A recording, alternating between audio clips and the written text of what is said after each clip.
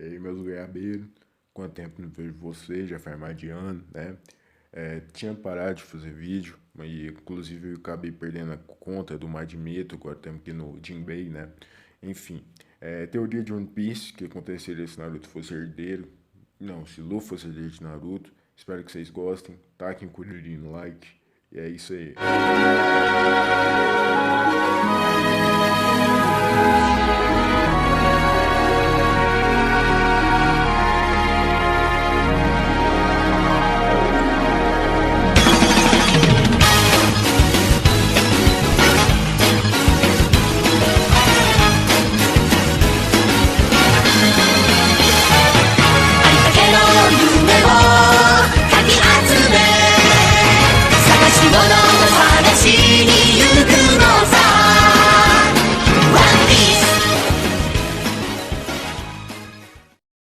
Após Naruto morrer se sacrificando a um mundo ninja, o Agoromo o agradece e o avisa que um verdadeiro deus decidiria o rumo de sua alma. E assim Naruto ouve uma voz dizendo que existe um mundo em uma galáxia distante que precisa de sua ajuda antes do seu descanso eterno. Neste momento Luffy grita a Shanks que irá superá-lo e será rei dos piratas. E é este mesmo desejo faz Luffy merecedor de ser o herdeiro de Naruto, pois ele é o ser que tem maior desejo de realizar seu sonho, além de Luffy ser tão puro que deixa a alma de Naruto alegre. Ao anoitecer, Luffy começa a ter um sonho extremamente lúcido e Naruto se apresenta dizendo que será um amigo e conta toda a sua história durante 3 meses. Neste meio período Luffy conhece Ace e começa a o seguir como na história original. Após os 3 meses Naruto durante um sonho dá uma outra Akuma no Mi para Luffy e essa seria a Biju Biju no Mi modelo mítico. Esta fruta basicamente faz o Luffy como o Jinchuriki da Kurama. Além disso torna o usuário um possuidor de chakra. Capacidade de criar justos. Cura instantânea. Estamina semi-infinita. Força sobre-humana. Raciocínio sobre-humano. Essas são as habilidades disponíveis para o corpo de Luffy e East Blue. Dando continuidade à história de Luffy, ele conhece Sabo e alcança Ace, que o amarram e o esquecem no tronco quando avistam os piratas do Blue Ocean. Naruto ri e se lembra do time 7 o esquecendo no tranco. E assim Luffy utiliza pela primeira vez o clone das sombras. Observação: só o original tem os poderes da Gomu Gomu no Mi, e acaba com os piratas que iriam ou torturá-lo a seguir. Luffy, Sabo e Ace treinam e os 3 são incrivelmente equilibrados. Porém Luffy, mesmo sendo o mais novo, era visto como o mais forte. Após isso o restante dos piratas que estavam obedecendo ao pai de Sabo é detonado pelo trio de irmãos. Porém Sabo, enfurecido ao ver as atitudes de seu pai, iria querer tirar satisfação, mas Luffy o impediria com Jutsu mais poderoso. O discurso, que fez Sabo cair aos prantos.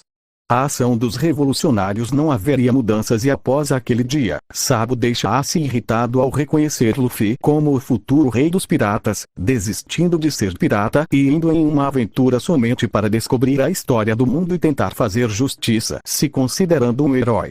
Após Ace e Sabo saírem da ilha e se aventurarem no mar, chega a vez de Luffy, que mesmo já sendo o pirata mais forte de East Blue, precisa de uma tripulação. Luffy fez questão de estudar o mínimo de navegação, avistando o navio da marinha sendo saqueado pela Alvida.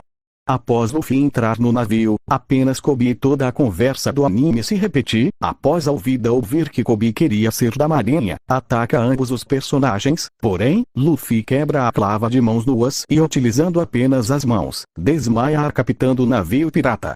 Após vencer ele grita a todos os piratas de Alvida: se vocês temem a morte, recuem e espalhem essas palavras em todo este mar.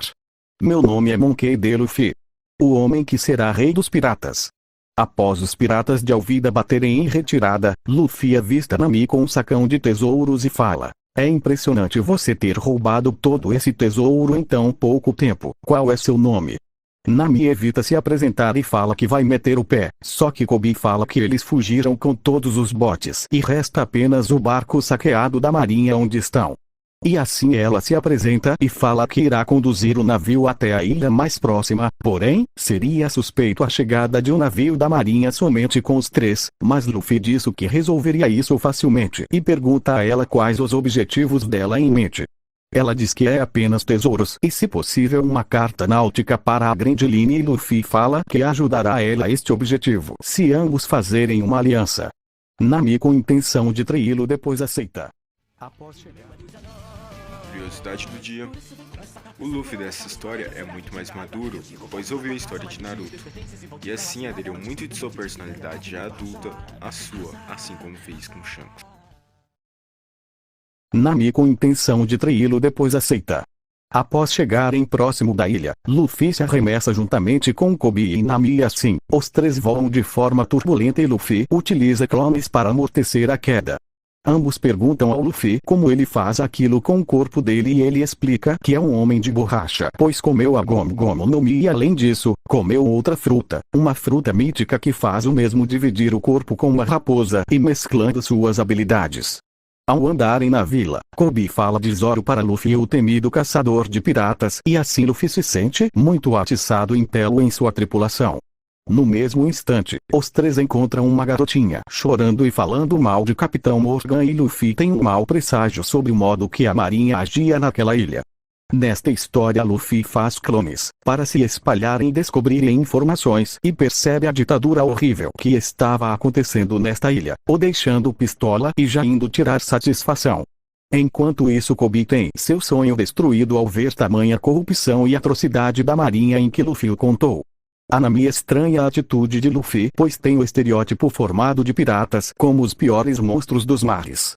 Luffy salva uma garotinha que estava dentro do território da marinha e começa a conversar com Zoro pessoalmente. Após Zoro comer o arroz que a garotinha deixou cair quando Luffy a salvou, é evidente que o dito cruel caçador de piratas era uma boa pessoa. E por isso o Chapéu de Palha o avisa que ouviu de um sujeito com bumbum no queixo que o caçador de piratas será executado. Porém, se ele aceitar a ajuda de Luffy e não morrer naquele lugar, ele teria que se tornar espadachim de seu bando. E Zoro nesta história sente que o borrachudo e diferente e aceita sem pestanejar. Luffy primeiramente desamarra Zoro e depois entra naquele QG com toda a velocidade destruindo todos, enquanto Nami rouba as riquezas de Morgan. Zoro se impressiona com a força de seu futuro capitão e assim acham o queixo de Bumbum que desembucha ao local das espadas de Zoro. Nami, Luffy e Zoro tentam recuar pela sacada e encontram Morgan como uma quantia considerada de soldados levantando um monumento do ditador. Luffy ao saber quem é Morgan cita palavras de liberdade àqueles marinheiros que estavam sendo explorados dando 2 socos doloridos no Morgan para fazê-lo sofrer e um em direção ao monumento que acaba quebrando e o arremessando no pátio do território da marinha. Depois disso, pulamos para o momento em que Luffy conta esta história para Kobe enquanto come. A dona do restaurante e sua filha sorriam de orelha a orelha e Kobe ao observar toda aquela alegria, decide tomar uma decisão completamente contrária ao do anime. Ele pergunta a Luffy se o mesmo não pode o treiná-lo e fazer do mesmo parte de sua tripulação, salvando pessoas não se importando se saem como heróis ou vilões no final de cada aventura, só queria fazer o que acha certo. Luffy desconversa falando que eles não são heróis, mas sim piratas e assim o torna membro do bando. Kobe e Zoro seguem seu capitão e a aliança de Nami e Luffy ganha mais respeito mútuo com ambos seguindo a próxima ilha com apenas 2 botes e com um tesouro considerável, indo atrás da carta náutica de Bagu e o palhaço. Então pessoal, eu sou o antigo dono do canal Madimito, por isso que esse canal tem um nome igual, né? Deem um like para continuação, divulguem, né? Falem que eu perdi aquela conta, mas o vídeo ainda tá lá. Mas é isso, até o próximo.